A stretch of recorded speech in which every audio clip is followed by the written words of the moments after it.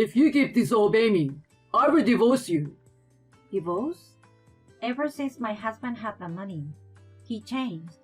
Money can truly be a terrifying creature. The more you have it, the happier you think you will be. To you out there, beware. Pitfalls are surprisingly close at hand. My name is Ada, a 45-year-old part-time housewife. I've been married for about 18 years. My motto in life is to be diligent and sensible. Despite experiencing marriage and childbirth along the way, I've never given up my job and have preserved to this day. My husband has also been working for a long time in a company. He never got promoted as he hoped, so our life wasn't easy.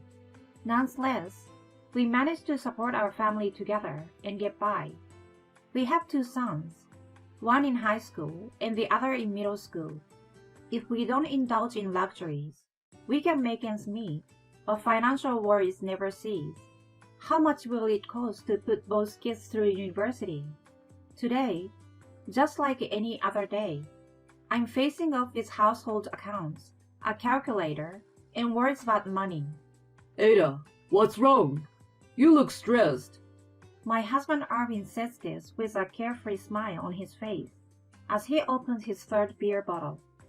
This month, we had various expenses. We need to cut down somewhere. Cutting down? You're always the same, huh?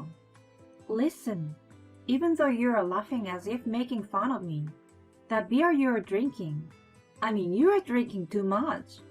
The prices of things are going up recently, you know. Even beer isn't exempt from that. I muttered in frustration. And then, my husband laughed again, as if mocking me. Oh well, Ada, you're really stingy. What? Stop using that word. Sorry. We need to save up for the kids' tuition. And we also have to set aside money for our retirement. However, it seems my worries appear groundless to my husband. But Ada, you know what? When we retire, we will have our retirement funds, won't we? Plus, we will get pension payments. Arvin says this, but I'm filled with anxiety. Both of us are working as employees, managing somehow. But we don't know when the company might go bankrupt, or when one of us might lose our job. So I'm desperately trying to ensure that we can survive even in such a situation. Ada, you're overthinking things, you know. Be more optimistic like me. But these days, I find myself occasionally envying my husband's carefree attitude. Despite that, there is something I enjoy. It's a monthly ritual of buying a lottery ticket. I'm not really into gambling, but thinking of it as buying dreams makes it fun. The anticipation leading up to the result is an indescribable moment of bliss for me.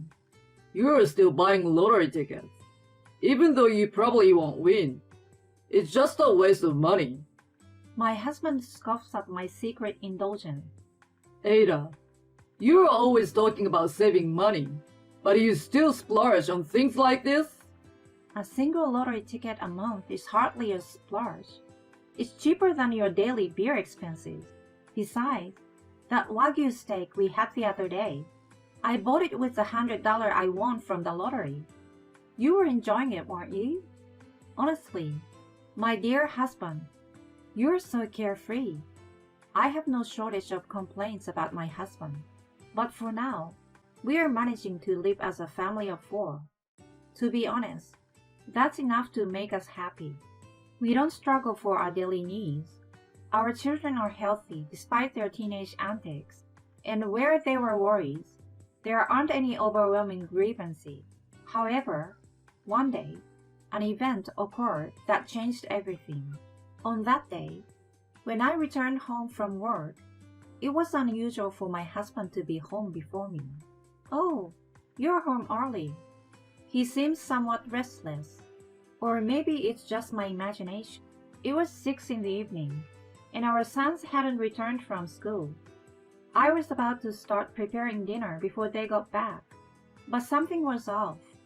Ada, there is something important I need to tell you.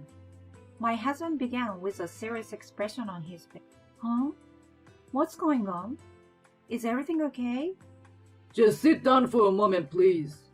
Following his request, I took a seat. Then, my husband pulled something out of his suit pocket. I won. Huh? You won? What are you talking about? This, look. Stop teasing me. Seriously, what is it? It's $3 million. I won $3 million in the lottery.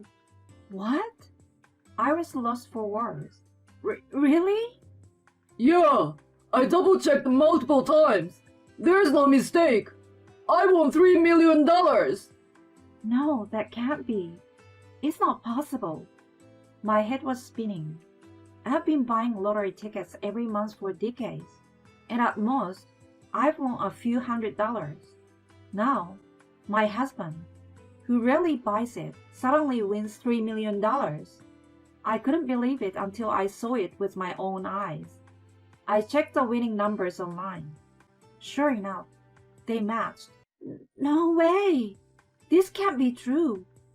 I was so surprised that I nearly fell out of my seat. Arvin, it's a miracle. Yeah, it seems miracles really can happen. With this, we won't have to worry about money anymore. I'm sure God rewarded us for our hard work all these years. Oh my gosh, yes, yes! We frolicked around like children, despite our age, my husband and I. On that day, our family went to a French restaurant for dinner. We also shared the news with our two sons. Seriously? Dad, that's amazing. So we are going to be rich. Awesome. Their faces lit up with excitement. I, too, was caught up in the joy of the moment. It felt like proof that there really was a higher power. We thanked my husband for his spontaneous decision to buy the lottery ticket and enjoy a delightful French feast as a family. Life after that felt like heaven. It's a good opportunity. Maybe we should buy a car. How about going to that fancy Italian restaurant tonight? Maybe this year, we should take a bold step and go on an overseas trip. The joy of living without financial worries was truly incomparable. We thought of every luxury imaginable and put it into practice. We were feeling like celebrities. Happiness can be bought with money, huh? My husband often said things like that. I agreed with half of it, but also felt a sense of unease. We had experienced times without money together. I sensed a bit of overconfidence in him. Recently, he even paid the entire bill for a drinking party with his co-workers, including covering their tax fares. I had thought that after indulging in some luxuries for a while, we would save money for our retirement and our children's future. But Arvin was changing rapidly. He became more and more irrational. Then one day, I want to rebuild our house. Rebuild it? According to my husband, it would cost around $600,000. What? Spending that much money for what? To have my parents move in with us. It will make things easier for us, and we will be able to take care of them. Huh? Why suddenly? If it were about taking care of them in case they needed help, I might understand. But Arvin's parents were still healthy. Our relationship with them was good, and I believed we could live harmoniously together. However, my concerns were not about that. $600,000 is a huge sum of money. What are you talking about? We have the money, don't we? Wait. Let's calm down and discuss this a bit. I tried to persuade my husband. We can't just casually spend $600,000 like that. We don't need to rush into this. Why don't we listen to your parents' opinions? Let's really think about whether this is necessary, okay?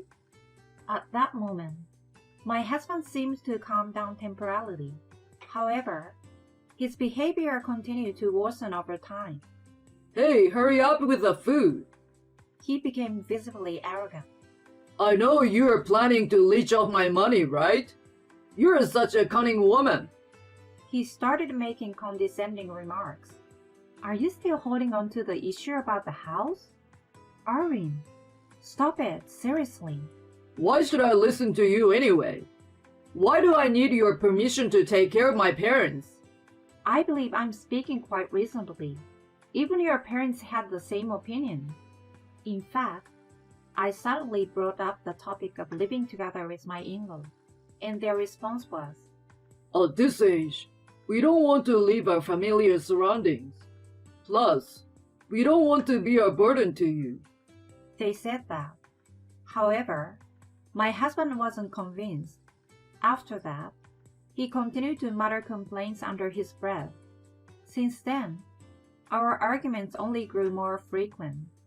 Even over trivial matters, my husband would find fault and eventually say things like, You dislike everything about me, don't you? You're only after my money. and so, the situation worsened. The atmosphere within the household continued to deteriorate. One day, my husband came home unusually drunk. Apparently, he had been drinking with his boss. You've had quite a bit to drink. Here, have some water. However, when I offered him a glass, he swatted it away. Hey, what are you doing? You are enjoying a life of luxury with my lottery winnings. And yet, you oppose me building a house. You are such a wicked wife, Ada. Wicked wife? I'm worried, you know. You've been spending money extravagantly, and you've already used up a considerable amount. Do you realize that? On top of that, if we build such a lavish house, we will eventually run out of money. We need money for our son's future and our retirement preparations, and upon hearing this, my husband's expression grew even more sullen. That's enough. If you keep opposing me like this, let's get a divorce. A divorce! What is this? Are you threatening me? I tried to dismiss it, thinking he might be saying such nonsense under the influence of alcohol. But then he continued. You know what? I have money. You're not the only woman around here. There are plenty of women who'd come running if I threw some money their way. I never expected my husband to be so rude. That was when he revealed that he had been fooling around with young women. If you want me to stay, from now on, listen to what I say without complaining. We're going to build a new house and live with my folks. And I'm going to keep on cheating. At that moment, I felt my love for the man I'd been with for nearly 20 years fading away. Fine, let's get a divorce. I declared it right then and there to my husband. Huh? Are you serious? Yes, I am. You regret this. No, but you will. I stared at him with a cold gaze. I won't share any of the winnings with you. Is that okay? It's fine. Let's get a divorce. Don't regret this. Not long after, we got a divorce. Our two sons' custody was granted according to their wishes, and I received custody. My husband attempted to use money to sway our sons' decision, but their determination remained strong. Nah, we enjoy luxury, but honestly, we prefer your cooking even more, Mom. It's quite unexpected for me. My sons would say something like that. We were getting fed up with Dad's attitude, to be honest. We'd rather have less than return to that house. I will work part-time to help us, you know. You guys, thank you. But you two don't need to worry about anything. Their words warmed my heart, and I couldn't help but shed a tear. And time continued to pass. It was around 2 years after the divorce. We had settled into our new home, and were getting used to living as a family of 3. It happened on a sunny afternoon during a holiday, when my phone suddenly rang loudly. Ada, please help me. My ex-husband's desperate plea echoed through the phone. What could he possibly want? What's the matter? Why are you yelling all of a sudden? Please, I need you to lend me some money. His unexpected request left me utterly surprised. almost causing me to drop my phone. What on earth is going on? Why does he need money? He explained that he needed a significant sum of money by the end of the month. Apparently, he had quit his job shortly after our divorce. He had been persuaded by a consulting company to become the owner of a cafe. It seemed he had a dream of being on an employer's side rather than being employed. He was offering places and funding to people interested in running a cafe. This would make him the owner, and he would receive a portion of the cafe's profit. I will handle all the complicated stuff for you. We've been looking for someone like you. All you need to do is provide the initial investment. Your dreams can come true. This is your chance. Money needs to be utilized wisely, not just left to sleep.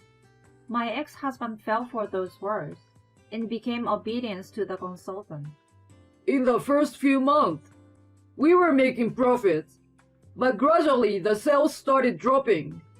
At this point, the consultant presented my ex-husband with another business opportunity. This time, it wasn't about a cafe. It was about becoming a real estate owner, buying apartments, repaying the loan with a rental income.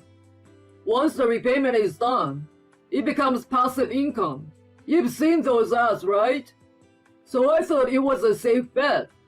However, you see, we couldn't find any tenant at all, and the loan repayments turned out to be a struggle. I ended up using up the $3 million. What? Are you serious? All in just 2 years?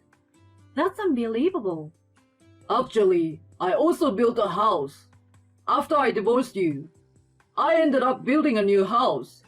She told me to do it. It turned out that after divorcing me, he had met a young woman in her 20s who was involved in the nightlife industry.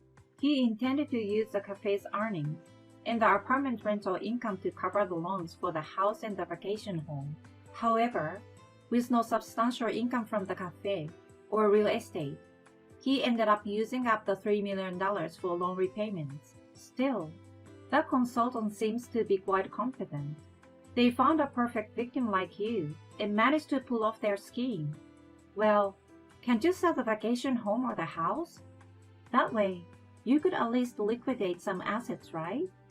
If I do that, she might leave me. Plus, even if I sell, the debt will still remain. Hey Ada, how much savings do you have? Can you contribute a little to repaying the loans? What? Why should I? Are you kidding me? You're a stranger to me. Don't be so cold. We were a couple once, weren't we? And you completely destroyed that, didn't you? Ada, please. I'm begging you. I was so disgusted by his pitiful state that I couldn't find the words. At the same time, I felt grateful for divorcing him back then. It was a relief not to be caught up in this mess. I had sensed his skewed sense of money even before, but I never imagined it would escalate to this extent. Anyway, you are just a stranger to me now. Well, I suppose I could consider waiving the child support. Child support? Yeah, that's right. Could you give back the child support I've paid so far? In return, I will take care of the kids. What an idiot. I was truly dumbfounded. I declined. It's none of my concern.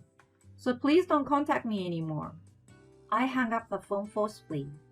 In the end, my ex-husband sold the house and vacation home. The loans remained, and he lost contact with both the woman and the consultant. Sometimes, I hear from my son that he still buys lottery tickets and has dreams of turning things around. Well, having dreams is a good thing. But it's not just me who feels conflicted every time I hear that. As for me, I've been balancing work and raising my children diligently. Thanks to the good performance this year, my summer bonus was twice as much as usual. I bought my sons what they wanted, and I finally treated myself to a laptop I'd been wanting for a while. Also, I've developed a habit of online shopping lately.